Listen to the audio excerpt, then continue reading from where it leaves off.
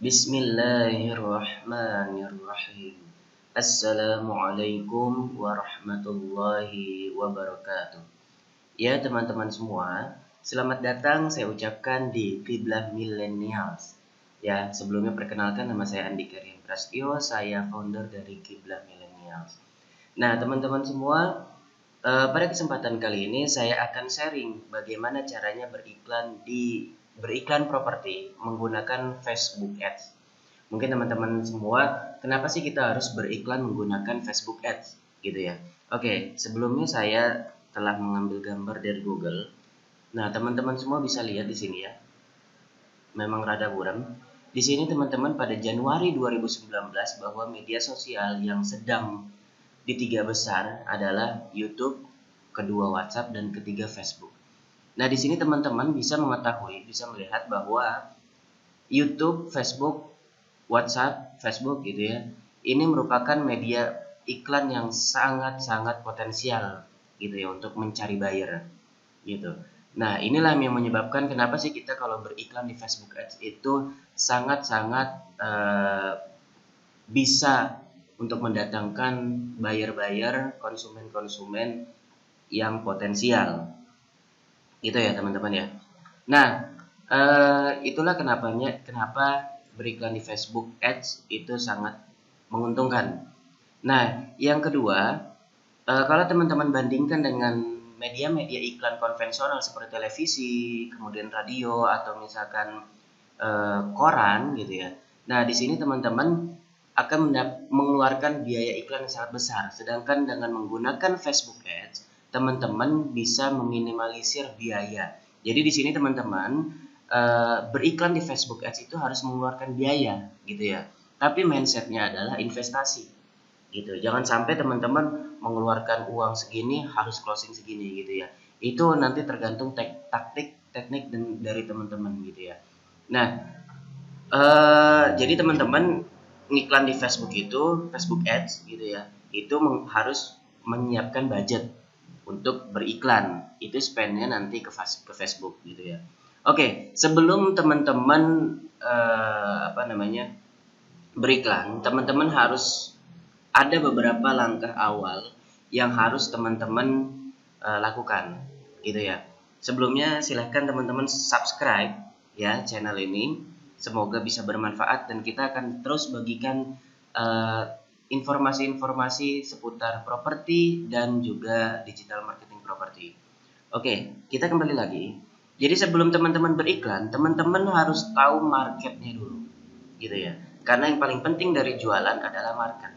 Maka teman-teman harus fokus nih gitu ya, harus melakukan fokus. Jadi jangan sampai teman-teman tidak fokus dalam beriklan, dalam berjualan. Jadi misalkan besok jualan produk herbal, besok lagi jualan properti gitu ya. Atau properti pun juga harus fokus. Misalkan produk A, produk B, produk C gitu ya. Di sini kita akan berbagi menggunakan produk Sakinah Islamic Village Bogor ya, teman-teman ya. Oke. Kenapa harus fokus? Karena teman-teman nanti akan mudah untuk mengetahui produk knowledge-nya. Gitu ya. Produk knowledge-nya akan gampang untuk memahami, bukan hanya tahu tapi memahami. Gitu ya. Memahami lokasinya di mana sampai gang-gang terkecil, kalau misalkan berada di gang-gang terkecil gitu ya. Itu sampai tahu. Sampai potensialnya nanti ke depan seperti apa gitu ya. Sampai nanti untuk jalan tikus, misalkan jalan rayanya macet gitu ya, bisa menggunakan jalan tikus gitu ya, apalagi Jakarta gitu kan. Jakarta itu terkenal macet. Nah, di situ teman-teman harus tahu gang-gang kecilnya gitu, atau jalan-jalan tikus, atau jalan-jalan tembus menuju lokasi project atau produk yang teman-teman jualkan gitu ya. Terus kemudian kenapa harus tahu produk knowledge lebih dalam? Karena teman-teman akan tahu value-nya gitu ya. Value itu apa? Jadi value itu teman-teman harus adalah sesuatu hal, nilai yang memang hanya ada di produk teman-teman gitu. Itulah kenapa teman-teman harus fokus satu produk gitu ya. Minimal maksimal dua produk gitu ya. Maksimal 2 atau 3 produk gitu. Jangan sampai 10 produk gitu, 10 listingan, 100 listingan gitu. Jangan.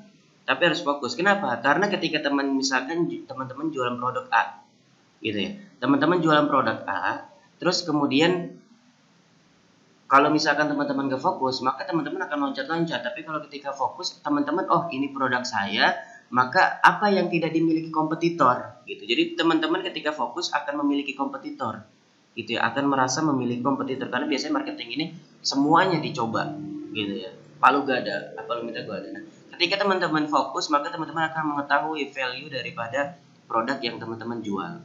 Nah, kemudian yang setelah teman-teman tahu value-nya, nah ini terpenting bahwa teman-teman harus tahu target marketnya. Jadi jangan sampai teman-teman mentarget semua, gitu ya. Misalkan dari usia 25 sampai 60 gitu ditarget, itu terlalu umum, gitu ya. Jadi teman-teman harus tahu target market seperti apa. Oh, misalkan generasi milenial yang usianya masih muda-muda nih misalkan. Nah, itu teman-teman target akan beda target marketnya dengan orang-orang yang misalkan dia udah pensiunan gitu ya. Akan beda nanti. Beda di mananya? Beda di angle-nya juga. Angle itu apa? Sudut pandang. Jadi misalkan contoh, ketika kita berbicara beriklan kepada anak-anak muda, maka mereka akan menggunakan bahasa-bahasa misalnya gini. Anda baru nikah gitu ya, tapi belum punya rumah.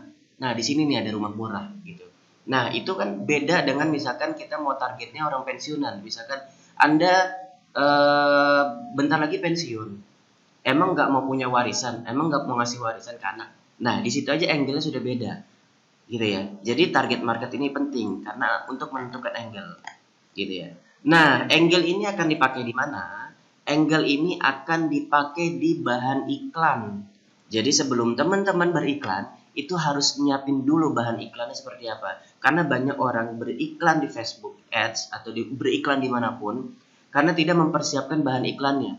Mulai dari target market, kemudian bahan iklannya. Nah, bahan iklannya apa aja? Pertama, gambar atau video. Jadi teman-teman ketika udah tahu angle-nya gitu ya, misalkan tadi ada gambar tadi tentang misalkan Anda udah menjelang pensiun tapi emang nggak mau ngasih warisan ke anak-anaknya gitu ya.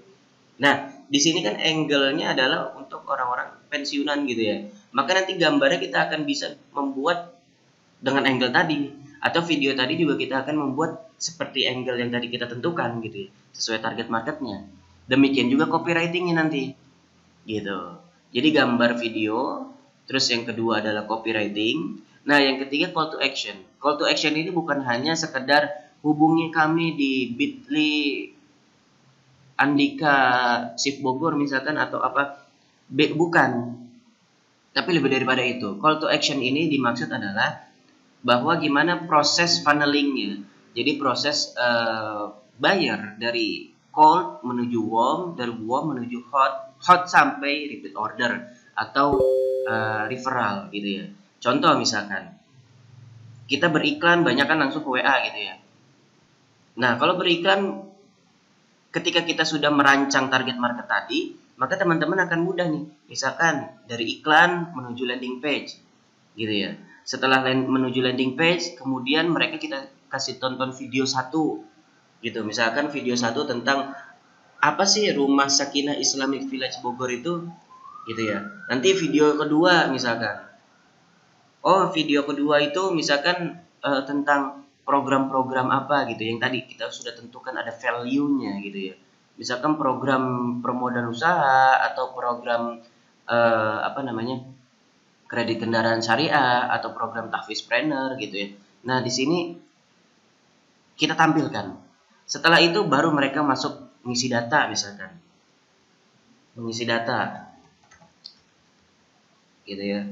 Lalu kemudian baru mereka kita hubungkan ke WhatsApp. Nah, mengisi data ini penting karena ini akan menjadi database, yaitu yang paling penting adalah datanya pertama nomor WhatsApp, yang kedua email, nomor WhatsApp atau nomor telepon ya. Kedua email. Nah, yang ketiga domisili. Nah, kalau bagi penjual properti domisili penting karena apa? Untuk nanti oh ini targetnya berapa gitu ya. Nah, ini targetnya di mana gitu ya. Misalnya orang Bogor ya Bogor, Jakarta Jakarta gitu ya. Domisili. Nah, ini paling penting. Jadi sama nama. Gitu ya teman-teman ya. Oke. Itu aja untuk pembukaan pertama ini. Nanti kita lanjut lagi ke video berikutnya. Kita lanjut lagi ya di part 2. Oke teman-teman, silahkan subscribe dan like dan komen dan share. Oke. Wassalamualaikum warahmatullahi wabarakatuh.